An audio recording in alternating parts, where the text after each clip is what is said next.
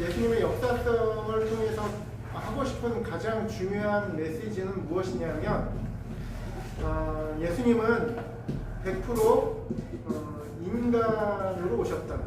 다시 말하면 예수님은 하나님이신 동시에 100% 사람이시다 라는 것을 우리가 꼭 기억을 했으면 좋겠습니다. 그래서 예수님의 역사성에서 예수님의 역사성을 증명해주는 첫 번째가 뭐냐면 성경의 권위에 대해서 이제 말씀을 드렸고, 두 번째 사도들의 증거가 예수님의 역사성을 증명해준다 라는 사실에 대해서 우리가 배웠습니다. 그래서 전체 사도들의 증언 그리고 사도 바울의 증언, 우리가 이 두 가지의 면모들을 봤는데, 세 번째 사도들의 증언 중에서 야고보에 대해서 우리가 같이 좀 생각을 해봤으면 좋겠습니다. 성경에 보면 야고보라는 이름은 굉장히 유대에서 굉장히 뭐랄까요, 굉장히 흔한 이름입니다. 그래서 여러 명의 그 야고보가 나옵니다. 여러 명의 야고보가 나와요. 사도들 12제자들, 예수님의 12제자들 중에서도 2명의 야고보가 있었습니다. 그 2명의 야고보 중에서 제일 먼저 순교한 분이, 12사도 중에서 제일 먼저 순교하신 분이 야고보 사도였어요. 그래서 야고보 사도가 우리에게 이렇게 전해준 그런 성경은 없어요. 너무 일찍 순교하셨기 때문에. 근데 성경을 한번 봤으면 좋겠는데, 갈라디아서 2장 9절 말씀을 제가 한번 읽어볼게요. 갈라디아서 2장 9절 말씀입니다. 또 내게 주신 은혜를 알므로 기둥같이 여기는 야고보와 게바와 요한도 나와 바나바에게 교제의 악수를 하였으니 이는 우리는 이방인에게로 저희는 할례자에게로 가게 하려 함이라. 밑도 끝도 없이 내가 이 말씀을 읽은 이유는, 사도 바울은요 예수님의 12제자에 속하지가 않았습니다. 그리고 예수님의 공생의 3년 기간 동안 사도 바울은 예수님을 쫓았던 사람이 아니에요. 그런데 사도 바울은 사도 중에서 가장 우리가 참 비중 있게 보는 그런 사도이지 않습니까? 그죠?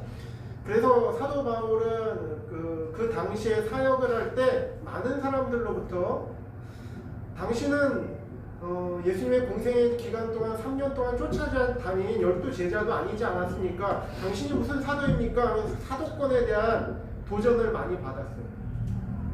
그러나 사도 바울은 예수님의 부활을 받고 사도로 부르심을 입었죠.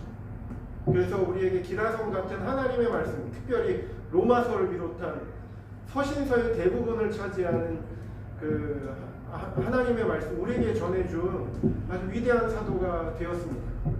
그죠? 그런데 이 사도 바울이 유대인으로부터 아주 극심한 반대와 핍박을 받았습니다. 그 유대인으로부터만 핍박을 받은 것이 아니라 그 당시에 이제 막 교회가 형성되잖아요. 교회가 형성되는 그 당시에도 교회의 내부자들로부터 공격을 받았어요. 그 내부자들이 어떤 사람들이 있었냐면 율법주의자들이 있었어요. 율법주의자들이 주장했던 것은 무엇이냐면, 예수님도 믿어야 되지만 하나님의 모든 율법도 행해야지 천국 갈 수 있다, 구원받을 수 있다라고 주장하는 사람이에요.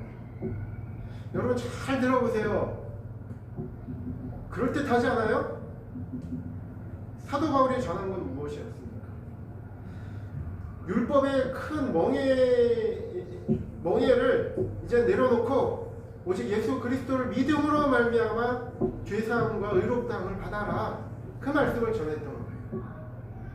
그래서 교회에 어떤 큰 혼란들이 있기 전에 이 사도 바울이 예루살렘 교회에 갔어요.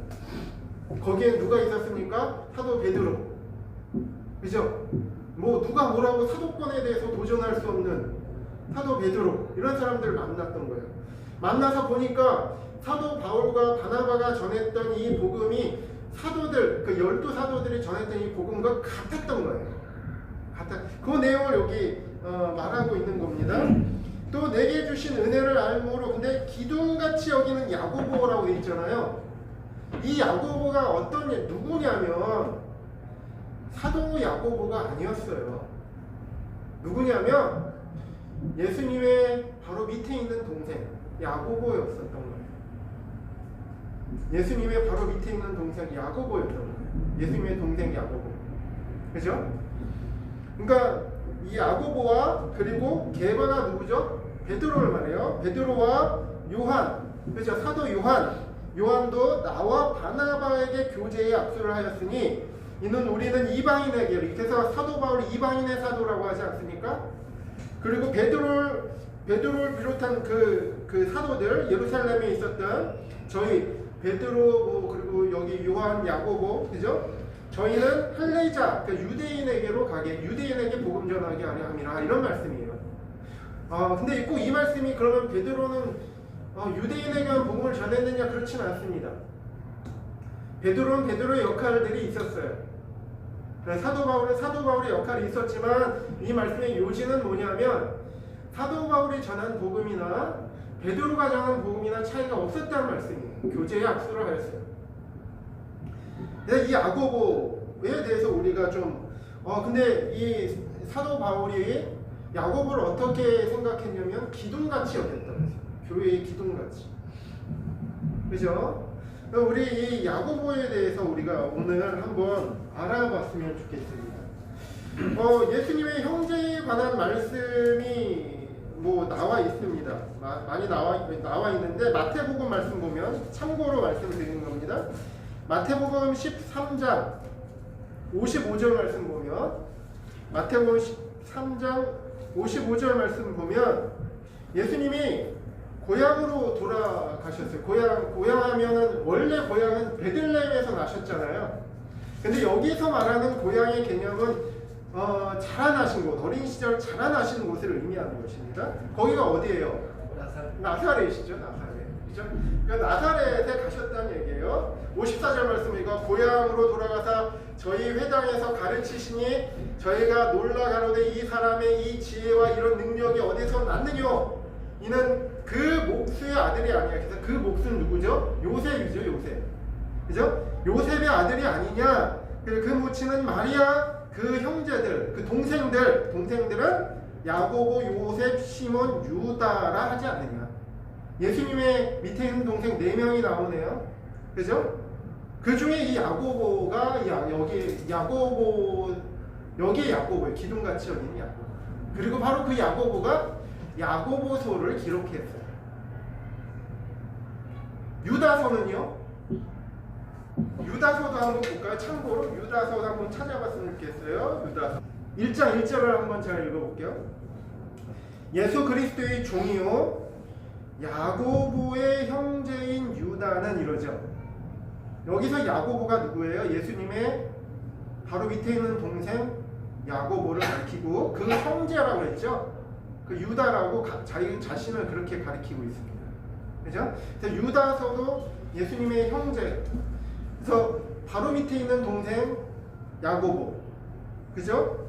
그리고 여기 보니까 야고보, 요셉, 시몬, 유다라 하지 않느냐 했잖아요. 그래서 그 형제 중에 제일 막내 그 유다가 유다서를 기록한 것으로 많은 성경학자들은 그렇게 보고 있습니다. 그렇게 보고 있어요. 그래서 우리 이 야고보를 오늘은 좀 생각을 좀 해봤으면 좋겠어요. 그 예수님의 동생 야고보는요, 예수님이 공생애를 사시기 이전에 우리가 좀 상상력을 발휘했으면 좋겠어요. 우리 복음서에서는 주로 예수님의 어떤 모습이 기록되어져 있나요? 예수님의 공생애, 30살 된 이후에 공생애를 사신 이후부터 십자가 지실 때까지, 그 십자가 지시고 살아나시고 부활 승천하신 때까지가 기록이 되어져 있죠. 아마 누가복음인가에는 예수님이 12세, 12세 때 일어난 일들에 대해서 잠깐 소개가 되어져 있고요. 그 외에는 예수님의 공생의 이전의 삶의 모습은 기록이 되어져 있지 않아요. 왜 기록이 안 되어 있을까? 기록되면 참 좋을 것 같지 않아요? 예수님이 어떻게 자라나셨나? 예수님이 자라나시는 모습을 보면 우리 유년교회학교 아이들한테도 우리 예수님이 샘플이야. 이렇게 해야 돼. 이렇게 가르치기가 참 좋았을 것 같아요. 왜 기록이 안 됐을까요? 제가 한마디로 말씀을 드리면 기록할 필요가 없었기 때문에 그래요. 한번 얘기해 볼까요? 예수님이 공생에 사시기 이전에, 그죠? 요셉과 마리아에게 효도를 했을까요? 안 했을까요? 했죠. 우리 상상할 필요가 있나요? 마리아가 하루 감기가 걸려가지고 아파가지고 아들 예수야 물 좀 떠와라 했더니 싫어요. 상상이나 할 수 있어요? 아니죠. 예수님이 효도했겠죠. 말할 필요가 없죠. 그 기록할 필요가 없어서 기록 안 한 거죠. 좋아요. 그러면 또 상상력을 발휘해 봅시다. 예수님 밑에 남자 동생들만, 누이들도 있다고 기록이 되었죠. 남자 동생만 기록으로 4명이 나와요. 예수님 맞으셨겠죠. 왜냐하면 마리아가 동정녀 때 성령의 권능으로 잉태되어서 첫 아들을 낳았으니까 예수님이 맞으셨어요. 그리고 아마도 요셉이 마리아 야고보가 이제 마리아 요셉 사이에서 나온 것 같아요. 그죠? 그럼 야고보가 생각하기에 바로 위의 형 예수님은 좋은 형님이었을까요? 못된 형님이었을까요? 말할 필요가 있어요? 말할 필요가 없죠. 너무나 좋은 형님이었겠죠. 그죠? 아니 야고보가 뭐 좀 잘못했어. 실수로. 그랬더니 예수님 너 일로 와봐. 꿀밤한테 딱 맞. 이러셨겠어요? 그러지 않으셨죠. 예? 얼마나 좋은 형님이었겠습니까? 그죠? 야고보는 그러면 형님 예수님을 좋아했을까요? 안 좋아했을까요? 야고보가 형님은 형만 알아. 너무 못됐어. 난 형이 싫어. 그랬을까요? 그러지 않았죠. 그거는 기록할 필요가 없어요. 그죠? 당연한 겁니다. 야고보가 생각하기에 예수님은 너무나 좋은 형님이셨습니다. 너무나 온유하고 본이 되고 샘플이 되고 가족 구성원으로 너무 좋은 아들이요 형님이셨을 거. 예수님을 친형이라고 부를 수 있었던 그 특권이 야고보에게 있었어요. 야고보 부럽죠? 야고보 부러워요, 솔직히. 저에게도 형님이 있지만, 좋은 형님이세요. 좋은 형님이시지만, 예수님보다는 좀 못할 것 같아. 예수님이 제일 좋죠. 예수님 보고, 형! 이러면 얼마나 좋겠어요. 생각만 해도 막 너무 좋아요. 그죠? 예수님의 세상적인 아버지, 부친인 요셉은 그런데 예수님이 청소년기 시절에 일찍 돌아가신 것 같아요. 확실하진 않지만 전에 내려오는 일들 보면은 좀 일찍 돌아가신 것 같아요. 모든 성경학자가 그렇게 생각하고 있는 것 같습니다. 그래서 예수님은 청소년 시절부터 가장의 역할과 책임을 감당하셨다고 봅니다. 가업을 물려받아서 목수의 일로. 예수님은 목수의 일을 하시면서 육신의 모친 그 마리아에게 효를 행하시고 동생에게는 더할 나위 없는 늠름하고 듬직한 형이 되어 주셨을 것입니다. 그죠? 제로의 여지가 없습니다. 예수님은 바로 아래의 동생이었던 야고보는 그런 형을 무척이나 좋아했을 것이 틀림없습니다. 야고보에게는 형과의 좋은 추억도 많이 있었을 것입니다. 왜냐하면 예수님이 가장의 일로 목수의 일을 할 때 야고보는 형이 목수 일을 해 나는 그냥 나가서 놀게 그랬을까요? 당시 분위기는 그렇지 않았을 것 같아요. 그 바로 뭐 유다는 아까 봤던 유다라는 형제는 좀 막내 쪽으로 해서 어떨지는 모르지만 그 바로 밑에 동생이잖아요. 그럼 목수일을 같이 했겠죠. 응? 그럼 얼마나 많은 추억이 있었겠습니까? 형과의 추억은 어디에서 생깁니까? 힘든 일을 같이 하면서. 네? 야고보가 톱질을 막 하고 있는데 힘이 안 들어. 형 이게 잘 안 돼. 그럼 내가 도와줄게. 같이. 그런 추억들이 얼마나 많았겠습니까? 이건 저의 상상력입니다. 성경이 안 나와요. 그러나 저는 분명히 그랬을 것 같아요. 그런데 한번 여기 중요한 지점에 이릅니다. 근데 아주 가끔씩 예수님께서는 가족들에게 도저히 알아들을 수 없는 말씀을 아주 가끔씩 하셨을 것 같아요. 예수님은 성장기 내내 특정한 때가 되면 하나님 아버지께서 명령하신 공생애의 사역을 살아야 할 것을 조망해 보셨을 거예요. 그러니까 예를 들어서 예수님이 공생애가 뭐예요? 공생애. 공적인 생애라는 거예요. 공적인 생애. 사적인 생애가 있고 공적인 생애가 있잖아요. 사적인 생애를 사셨던 때가 있어요. 물론 예수님은 예나 지금이나 하나님의 아들이시지만 아마 그 사적인 생애 또한 공적인 생애를 살 것을 미리 내다보시고 준비하실 건 하셨겠지만 그 사적인 삶 속에서 예수님은 최선을 다해서 하나님 앞에서 하나님을 경외하는 한 인간으로서 사셨을 것이 분명합니다. 그런데 예수님은 예수님만이 가진 그 온 가족과는 공감할 수 없는 예수님만이 짊어져야 될 공생애 그것을 미리 조망해 보셨을 겁니다. 그리고 가끔씩 툭툭 그 가족들에게 그 공생애를 살 것에 대한 힌트를 주셨을 것입니다. 아주 가끔씩 가족들에게 자기 자신은 예수님 자신은 그냥 평범한 범부의 삶을 살 존재가 아니라 하나님의 아들로 살아야 할 것을 말씀하셨을 것이 분명합니다. 그럴 때 예수님의 말씀을 알아들을 수 있는 사람은 거의 없었을 것 같아요.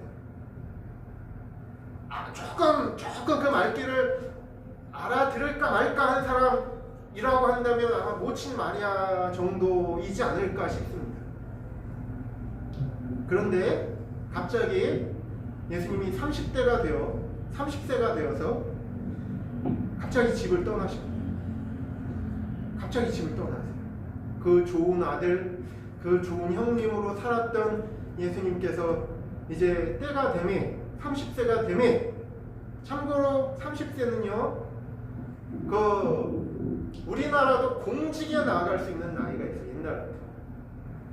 근데 유대 사회도 공직에 나아갈 수 있는 나이가 있었어요. 말하자면 제사장으로.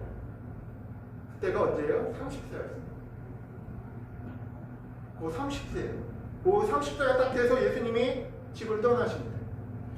공생애의 사역은 가족과 상의할 문제도 협의할 문제도 아니었습니다. 예를 들어서 우리 조선 시대의 개념으로는 어떻게 해야 돼요? 그 공직으로 나가면 어떻게 해야 됩니까? 부모님에게 앞에 탁 나가서 무릎 꿇고 어머님 이제부터 공직으로서의 삶을 나아갑니다. 보고합니다. 그러나 이것은 사람과 상의할 문제가 아니었어요. 그래서 예수님께서 이제 광야로 나아가십니다. 그리고 요한에게 세례를 받으시고 40일간 집에 돌아오시지 않으십니다. 그 40일 동안 어떻게 하셨어요? 굶주리시고 금식하시고 마귀에게 시험 받으시고 시험에서 승리하셨죠. 그리고 그 이후로 유대와 갈릴리 전 지역에서 무엇인가를 전파하며 다니시는데 그 내용의 요지는 뭐냐면 자신은 하나님의 아들이라고 외치시면서 다니신다는 것이었습니다. 우리 예수님의 가족들의 시선에서 한번 보자고요. 이때 야고보는 어땠을까요? 이때 야고보가 되어서 한번 그때의 상황을 한번 맞닥뜨려 보자고요. 야고보는 뭘 느꼈을까요? 형이 도저히 이해되지 않았을 겁니다. 여러분, 이 배신감이라는 게 좀 있어요. 내가 가장 좋아하는 사람, 내가 가장 존경하던 사람이 전혀 기대와는 상반되게 행동했을 때 마음속에 드는 배신감이라는 게 있죠. 야고보는 아마 그런 비슷한 감정이 좀 있지 않았을까 싶습니다. 형이 미쳤다고 생각했을지도 모릅니다. 생각해 보십시오. 형이 인간적으로 좋았던 만큼 배신감 같은 비슷한 느낌도 그만큼 컸을 것입니다.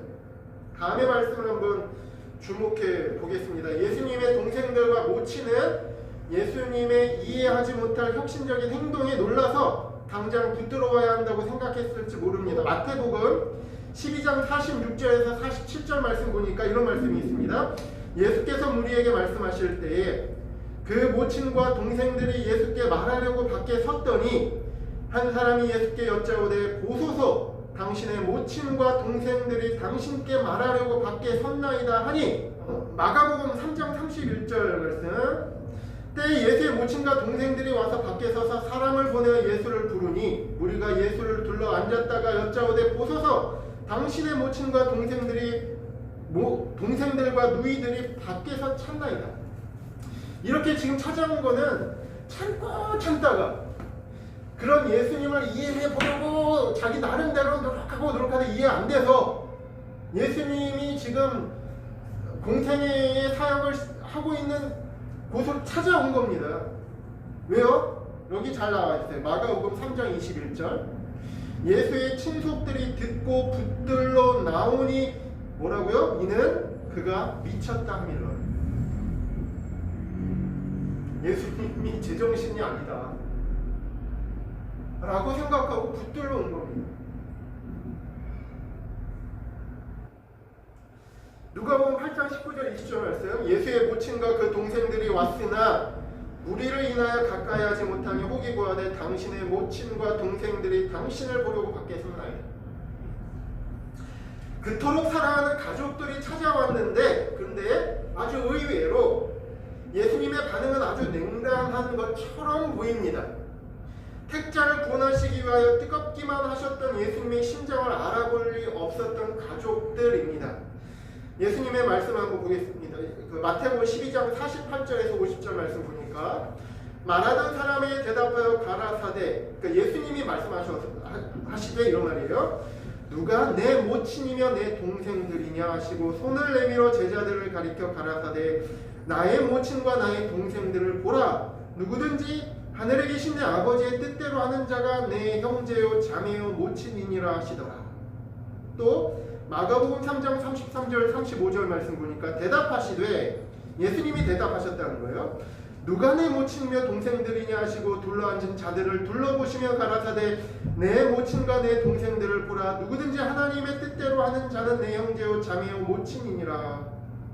누가복음 볼까요? 8장 21절 예수께서 대답하여 가라사대 내 모친과 내 동생들은 곧 하나님의 말씀을 듣고 행하는 이 사람들이라 하시니라. 여러분, 오늘은 철저히 가족들의 입장에서 한번 보자고요. 그렇게 좋았던 아들과 그렇게 좋았던 형님이었던 예수님이 어느 날 갑자기 나가십니다. 40일 동안 보이시지가 않아요. 그리고 계속 안 들어오십니다. 유대와 갈릴리 지역을 오가면서 나는 하나님의 아들이라고 외치십니다. 그래서 걱정돼서 나갔어요. 예수님을 찾으러. 근데 예수님의 말씀이 누가 내 모친이며 내 형제들이냐. 상식적으로 보고요. 딱 찾아왔어요. 아이고 어머니 여기까지 오셨어요. 아유 야고 무슨 너 올 필요 없어. 너 이거 걱정은 나 제정신이야. 그렇게 하시지 않으셨다는 거예요. 어쩌면 거들떠보시지 않았어요. 누가 내 모친이며 내 형제들이냐. 하나님의 말씀을 듣고 순종하는 그 사람들이 내 모친이며 내 형제들이다. 우리 야고보의 입장에서 한번 보겠습니다. 이때 야고보는 예수님이 도저히 이해되지 않았을 것 같습니다. 그는 형 예수님이 미쳤다고 생각했는지도 모릅니다. 미치지 않고서야 어찌하면 그렇게 매몰차게 가족들을 못 본 채 할 수 있을까 생각했는지도 모릅니다. 제가 이렇게 생각하는 것이 과장된 것일까요? 계속 한번 보겠습니다. 이후 야고보는 형 예수님을 다시는 보지 않으리라 생각했던 것 같습니다. 제가 뭘 근거로 이 얘기를 할까요? 성경에 보면 그리고 나서 그 이후에 예수님이 십자가 지시기 전까지 예수님의 형제에 대한 언급은 이런 방구도 나오지 않아요. 안 나와요. 예수님의 형제에 대한 얘기는 안 나와요. 심지어 예수님이 십자가 지시는 그 현장 속에도 예수님의 형제는 오지 않았어요.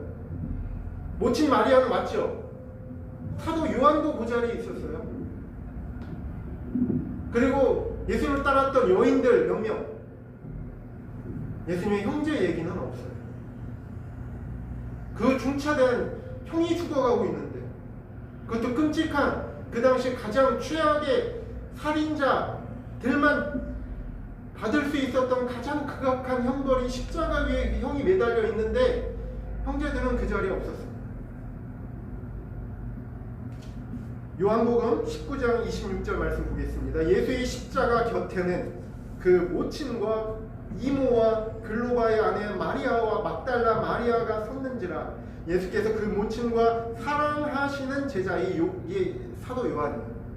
요한복음 사랑하는 제자가 곁에 서는 것을 보시고 그 모친께 말씀하시되 여자여 보소서 아들이니이다 하시고, 그래서 사도 요한을 아들로 주셨어요. 형제 얘기가 안 나와요.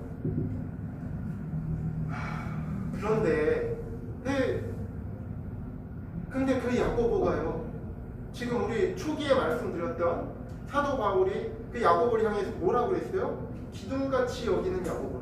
교회의 기둥같이 여긴 야고보. 그러면 전자에 있었던 그 야고보와 기둥같이 여기는 그 야고보와 동일 인물인데 그 사이에 어떤 변화가 일어나는 것일까요? 어떻게 이렇게 180도 바뀔 수 있었을까요? 무슨 과정을 통해서?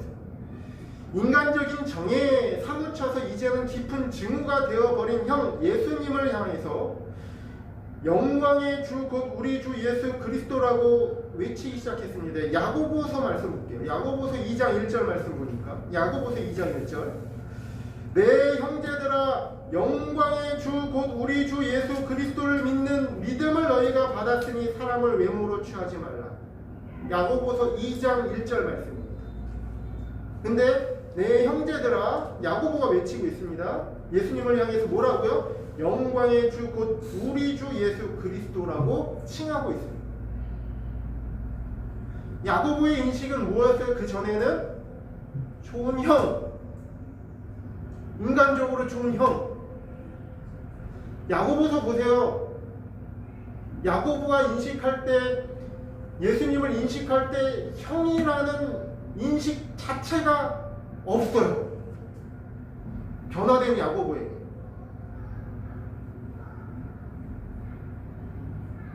그 인식의 놀라운 변화를 우리가 주목해 볼 필요가 있습니다. 유다서 볼까요? 여기는 안 했는데 유다도 어떻게 바뀌었는지 한번 볼까요? 유다서 1장 1절 예수 그리스도의 종이요. 자기 자신을 인식할 때 뭐라고요? 예수 그리스도의 종이래요. 나 자신. 예수 그리스도의 동생 유다라고 하지 않았습니다. 예수 그리스도의 종이요, 그리고 야고보의 형제라고 했죠. 야고보의 형제인 유다는 부르심을 입은 자 곧 하나님 아버지 안에서 사랑을 얻고 예수 그리스도 위에 지키심을 입은 자들에게 편지하노라.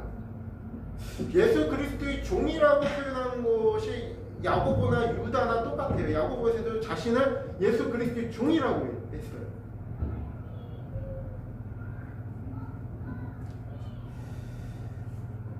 자신을 일컬어 다시는 예수님의 동생 야고보가 아니라 주 예수 그리스도의 종 야고보라고 부르고 있어요. 야고보 1장 1절도. 그러니까 지금 야고보서 1장 1절도 그렇고요. 유다서 1장 1절도 그렇고 공통점이 나와요. 자, 1장 1절, 야고보서 1장 1절 볼게요. 하나님과 주 예수 그리스도의 종 야고보. 유다도 예수 그리스도의 종으로 자기 자신을 말하고 있죠. 주 예수 그리스도의 종 야고보는 흩어져 있는 12지파에게 문안하노라. 야고보서를 깊이 묵상해 보십시오. 야고보서의 어디를 보아도 야고보는 야고보 자신이 예수님의 동생이었다는 냄새나 낌새도 나타내지 아니합니다. 야고보가 그렇게 바뀔 수 있었던 동기는 뭘까요? 무엇이 도대체 이 야고보의 생각과 인식을 이렇게 극적으로 바뀌게 할 수 있었을까요? 그 힌트가 고린도전서 15장 3절에서 8절에 나와 있습니다. 제가 읽어보겠습니다. 내가 받은 것을 너희에게 전하였노니 이는 성경대로 그리스도께서 우리 죄를 위하여 죽으시고 장사 지낸 바 되었다가 성경대로 사흘 만에 다시 살아나사, 첫 번째 살아나셔서 게바에게 보이시고 베드로에게 보이시고 후에 12제자에게와 후에 500여 형제에게 일시에 보이셨나니 그 중에 지금까지 태반이나 살아있고 어떤 이는 잠들었으며, 그리고 우리가 주목해 봅시다. 여길 그 후에 야고보에게 보이셨습니다. 여기에 나오는 야고보가 예수님의 동생 야고보를 가리킵니다. 그 외 모든 사도에게와 맨 나중에 만삭되지 못하여 난 자 같은 내게도 보이셨느니라.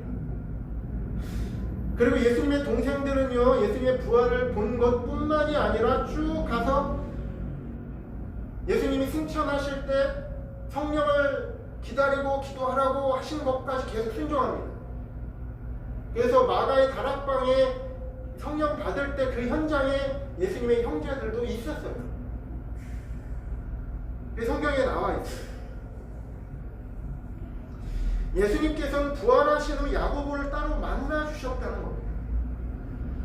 부활하신 예수님을 만나지 않고서야 야고보가 이렇게 급격히 변화될 수는 없습니다.